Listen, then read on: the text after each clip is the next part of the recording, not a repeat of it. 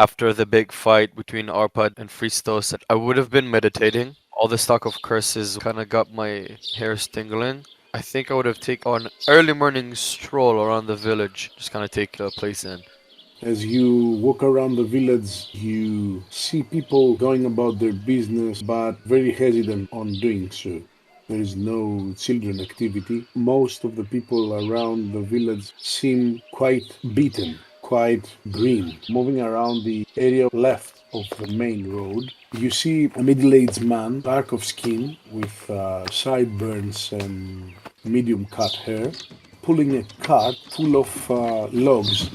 There's also a neighbor who looks older than the logger. He appears to be working at his mill. His hair are grayish. He has a messy beard, quite short for a human, and quite broad as well. I don't want to say I get all up in their face, but I would hang around and see how's my medallion doing. Your medallion is not giving any indication. Okay. Christos Klopp is leading you towards the first house as you enter the village. Tries to be friendly with you. He feels quite honored to be accompanying a doctor. I don't mean to sound rude, but I was surprised that you are not a human. Fristos smiles and responds, "Oh, that's nothing.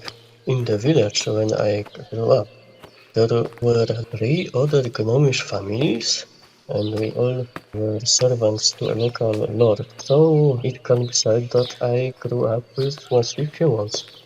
I'm sure you know your way around humans. I just thought that a doctor for humans would be a human. Oh yes, in the academy when I studied, we performed our studies mostly on human subjects. It can be said that I'm even more familiar with inner workings of human bodies than those of gnomes. It's actually quite interesting. Your livers are so much bigger than ours. They look as if they could accommodate more alcohol, but when you drink, you actually get drunk quite faster than gnomes. Says Fristos and looks as if he was seriously pondering upon this matter. He kind of jests, kind of laughs, and says, I guess it would be interesting to see what a dwarfen liver would be like. Oh, I actually have seen a couple of those. They are either quite meaty and fat. It can explain some things about them. Perhaps when I finally decide to publish my professorial thesis, it could be about types of livers in intelligent races and their accommodation to alcohol. Klopp can see that the gnome is fascinated at this idea that has occurred in his mind. Klopp, being a hunter, looks at you with great interest and says, meaty and fat, like a deer's, or even more so. Nice. I don't mean that we should actually taste it. I'm just comparing it to things I know. Can you please roll for awareness? And you got an 18. Both of you, as you are walking along the main road and going towards Vrachen's house, see strolling through a village wearing a cloak Vinyff, the Witcher you met the previous day. Oh, hello. Greetings. Mr. Witcher, Good morning, Hunter. and good day to you as well. I see you're an early riser. I don't think it's much of rising if you never went to sleep. We are headed towards the house where one of the children that has manifested symptoms of the mysterious illness is. Do you wish to join us? No offense, this is a curse we're dealing with, not just any ordinary illness. Even if the cause of illness is sometimes mysterious, its symptoms can still be attended to. I imagine myself facing them, so I'll just take a step to the side and gesture with my hand for them to keep going on their path, kind of clearing their way. It's a good idea to have two experts together. I don't know much about either medicine or curses. I know how to treat a wound, but nothing more than that. Follow me, we are almost there. There is a man outside the house he is guiding you who is sitting by a stump which he uses as a desk of sorts. He has a set of tools, carving tools mostly, and at the moment he is using a hammer and a big sculpting tool to create something out of a piece of wood. What strikes you most is that this man is an elf. When Fristos was walking towards me, was my medallion going off again? Almost as it did yesterday. Morning, Vrahan. I'd like you to meet somebody. This is Dr. Fristos, a gnome from Atolia, who has promised to help our children recover. And this here is a Vadger. I can see so. Wise of you to bring them over. I appreciate it. Kedmil, strangers. My name is Vrahan. Welcome, good sir. May I go inside? Allow me. And he rises, turns around, and opens the door, speaking in the elder speech, then turns towards you. Please, if you do us the honor. I'll roll to see if I understand what he said. So I have a question about the roll. That was -2, right? It's a -2. Yes. Okay. It's an 18. 16 plus the 4 I got, minus the 2. Both of you understand. Ronia, we have esteemed guests. Be prepared. Would you be so kind as to... Of course, Vatgern. This way. I follow them. You enter the house, almost identical to Klopp's. Very few things lying around. The only difference is that Jules is on his bed in a second room on the back side, to which you enter through a door. Vrahan very gently goes and sits close to his son, caressing his hair and touching his forehead. With a very soft voice he says, "Son, I need you to open your eyes. There's somebody here to see you." I smile at the child and say, "Hello, young one." You can see him trying to speak as he opens his eyes. "Hello, I'm Jules. Do I have your permission to examine the boy? Do everything in your powers." I wanted to look towards the Witcher. I don't say anything, but I look as if I anticipate that he would have something against it. I grab him by the shoulder. I don't say anything, and I just look at the boy, and my medallion... I'm guessing it's vibrating because of Fristos, but is it vibrating maybe stronger because of the boy? Your medallion is definitely giving you signs of something in this room. I let go of the gnome. I look at the father and gesture him to follow me out of the room as to give Fristos and the boy their time. I smiled slightly and knelt beside the bed where the boy lies. I guess I should roll. You roll the 1 and then an 8, making your total of 16 crumbling down to an 8. Yeah, but fortunately it's just examination, so I don't kill the boy at least. No, you don't. But we'll make a timeout here, and Nicolas and Arpad, the funny incident regarding Zbigniew has taken place, so tell me what you're doing. We just approach the inn, and then I open the front door. Do I see anyone? As per usual, you see Gulwe running around, and Matos with Zerka are on the back. God bless Zerka. I look towards Matos, just these piercing eyes, and just turn towards the stairs. As you look at him, he lowers his head and tries to avoid eye contact. How's the dinner preparation going, Matos? Very well, my lord. Very well. As promised, of course. I stare harder. Happy to hear that, and I'm sure my friend here is excited about the dinner. Gulwe steps in and says, "Well, teacher, he doesn't look excited. He looks angry." Oh, for dwarves, it's very much the same. It is? I thought you said he's a jokester. He's still a dwarf. Bigotry! Discrimination! Arpad will now teach all these people a lesson in biases and bigotry, right? Well, perhaps I would be gladder if someone hadn't eaten the bear meat. Ah, it was delicious. I looked what's going on.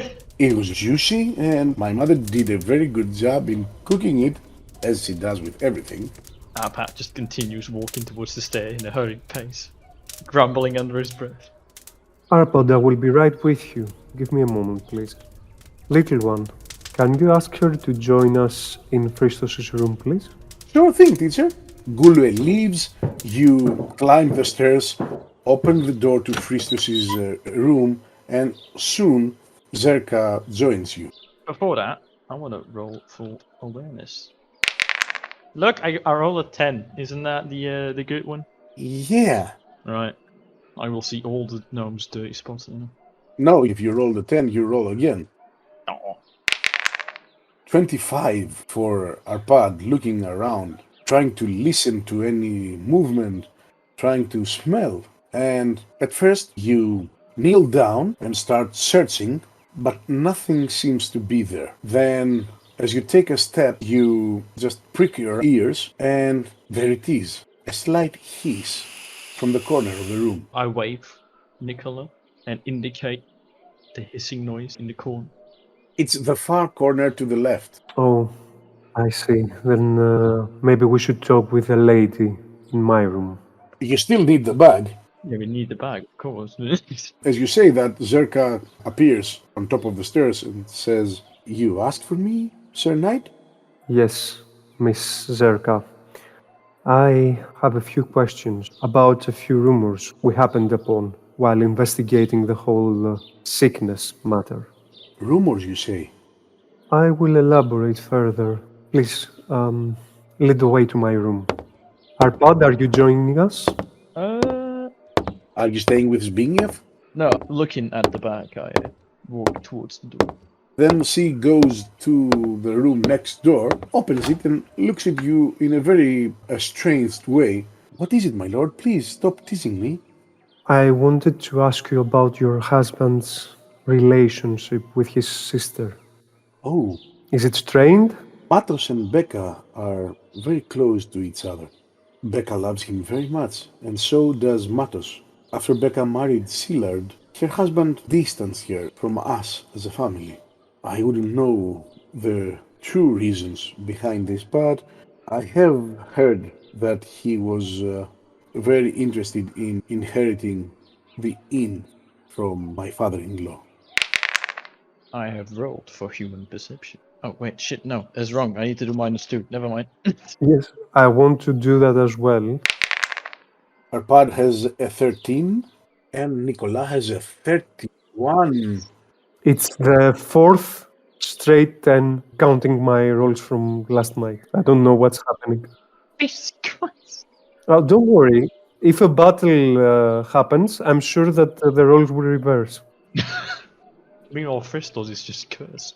Arpad is having some trouble understanding whether what Zerka says is indeed a rumor or her own personal view on the matter. On the other hand, Nicolas is very sure that this woman is honest as honest can be. So, Szilard's desire for the inn must have led to at least a few arguments in the past. Yes, as much as I hate to admit it, it has. I need to tell you something since you asked. Pray tell me. I know that this whole situation with the children being sick has taken the greater interest of everyone in the village. But it's my personal belief that Szilard was the one responsible for making everyone else rise up against Matos. Through spreading rumors, you mean? Through taking advantage of some people's frustration. Your husband, Matos, has been accused for acting. I just bleed out. He's been accused of looking at other people's wives. I give a hard look to Arpad. She crosses her arms over her chest, frowns a bit. She then looks at you and says, "Yes, I've heard those rumors as well. When I went to the river to do my laundry, I heard Aniet saying so to Becca, my sister-in-law. Sir Knight, I don't want to sound rude, but Aniet is hardly the most trustworthy person." Why is that? I'll need a roll for that, and that roll would be persuasion. Whoop! Okay, this is interesting. It's a 27. She got a 26. Whoa! She mingles her fingers together It shows now that she's quite nervous. I've never talked about this before, and I thought that I'd never do. She avoids looking at you. She always looks on the side from left to right, right to left. You can feel her anxiety rising. It's as if you can almost listen to her heart pumping out her chest. I knew all along, and I decided to just disregard it, that Aniet is in love with my Matos since she was very young. She speaks, and you can see that the whole process of her confession seems exhausting for her. My lady, forgive us for being insensitive to your problems. We just want to understand what is happening to your village. We are not here to disturb the lives of its people. I have to be honest with you, I did not believe Matos when he told me that you were going to help. I thought that you were just taking advantage of him, of his need, of his desire to be accepted again by the people he once called friends. I now see that you are willing to see this through, and I am actually very happy and grateful that you have appeared in our God's forsaken village. And this is the first time she raises her head to look at you straight in the eyes. Jealousy is not forsaken. At least the lady did not forsake this village. She sent us, and we are going to help you. Isn't it so, Arpad? I cross my arms. Well, I suppose so. But I have some more questions first. Is it true that Matos started charging the villagers for the food? Charging them? No. He just asked them to eat here to try and cover at least some of our expenses. Nobody was coming through the village anymore because of the reason you know and taken care of. So he was bold enough to ask in his own way from the rest of the people to occasionally come and dine. I know. I've personally heard enough.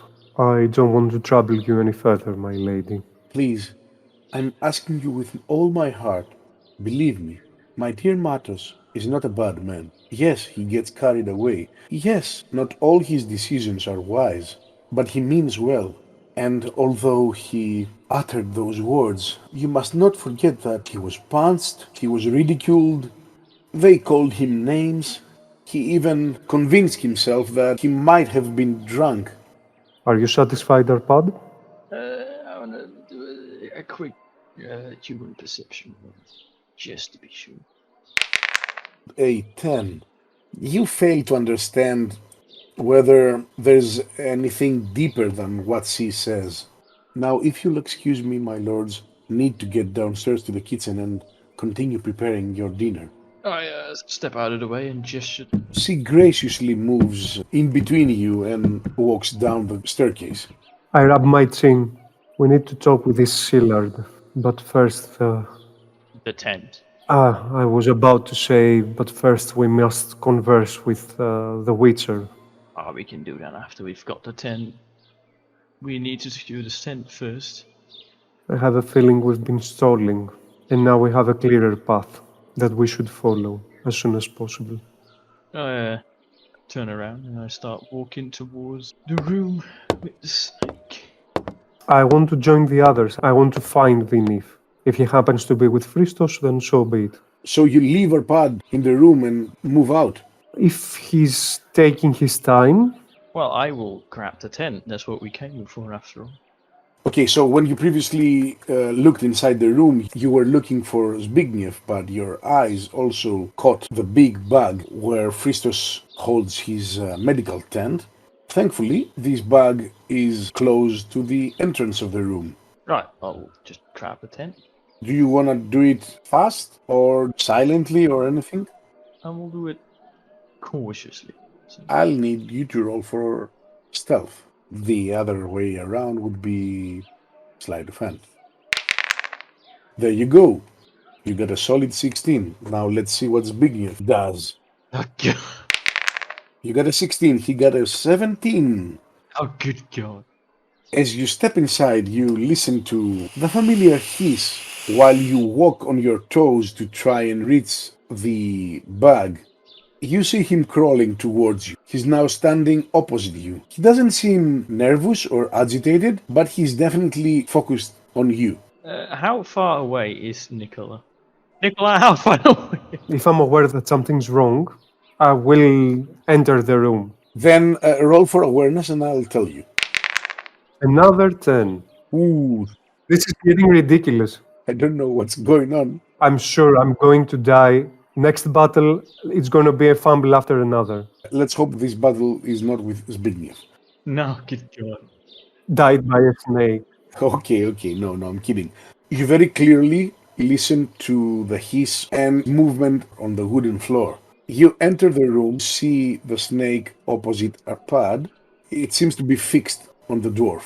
I softly whisper to Nicolas, help me. Show bravery, my friend. If it can't smell your fear, it will back down. I'm also a little bit afraid of the snake. I know.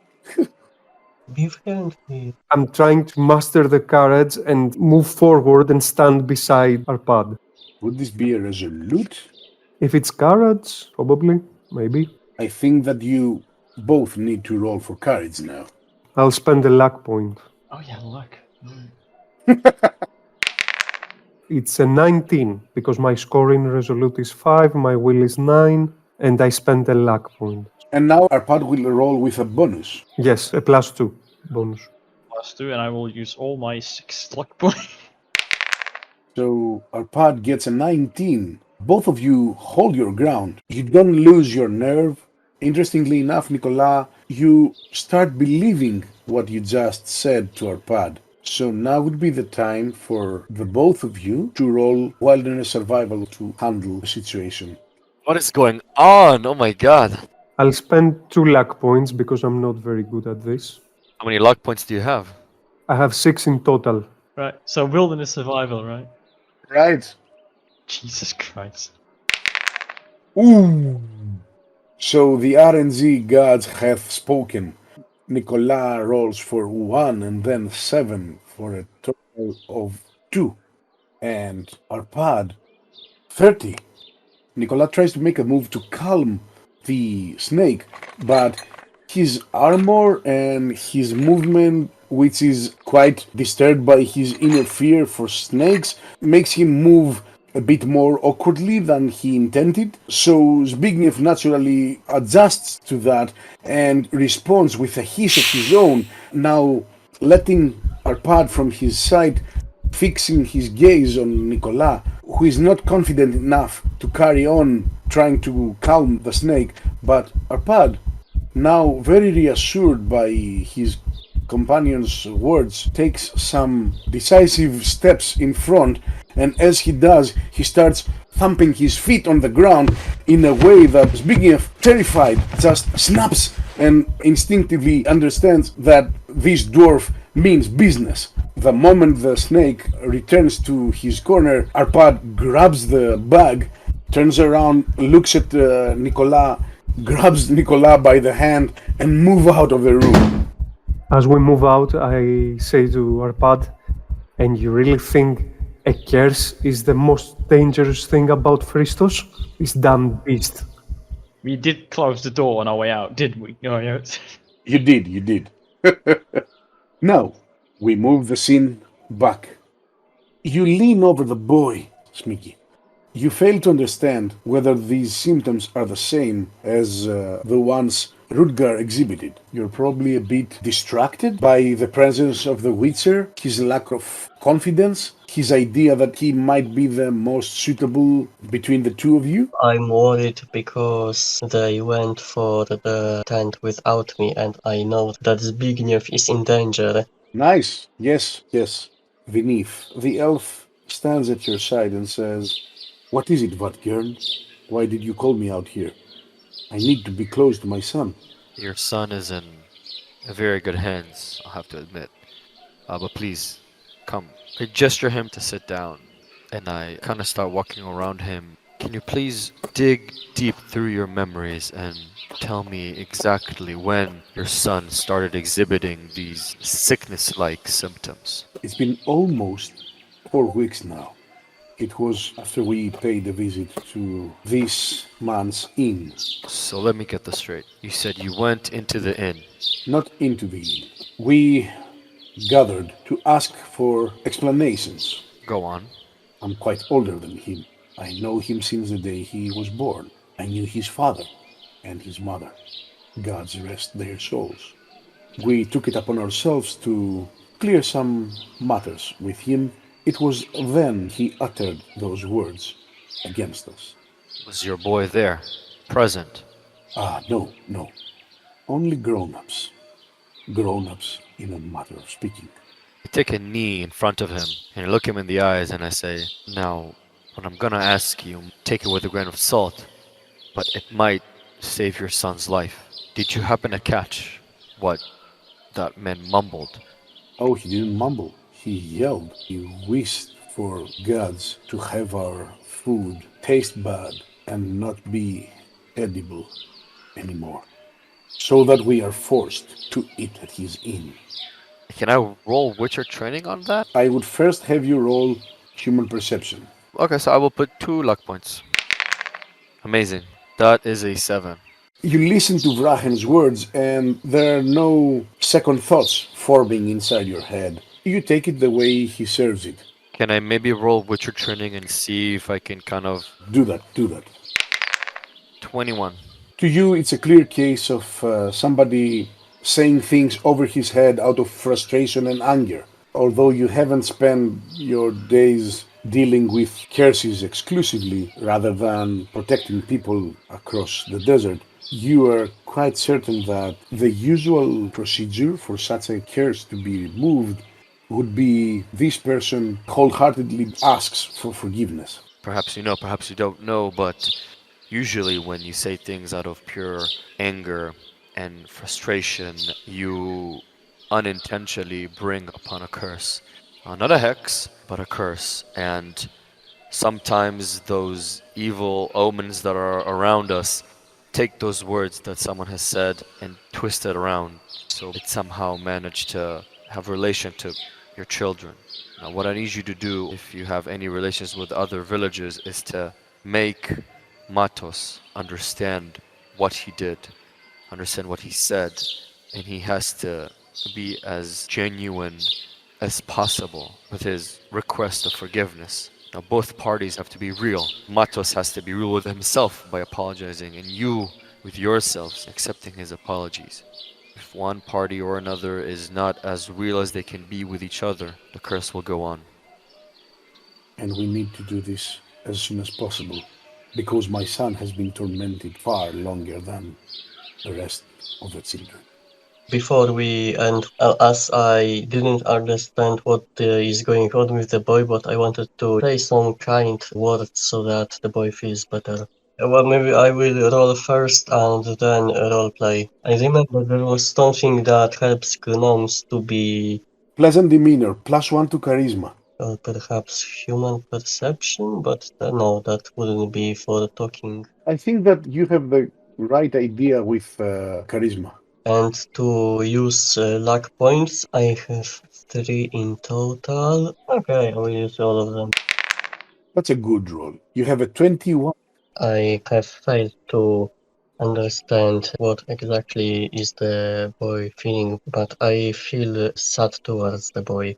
I want to make the boy feel better, so I smile. I know my character at the old gnome might look a bit creepy, but I try to look as gentle as possible. I gently caress the boy's head, say softly, "Don't worry, sweet Jules. I'm not exactly sure how to treat you yet, but you shouldn't worry too much. You have a bright future ahead. I can see that you are living through hardships, but be not afraid. All of us are here with you. Your parents are here. I am here. My friends whom I trust very much are here as well. Even this Witcher who might look scary with his 2 swords is a specialist in his profession, and I am certain that together we can find a way to make you feel better finally. Be not afraid, my boy." I pat his shoulder and I get up. That's as perfect as epilogues can be.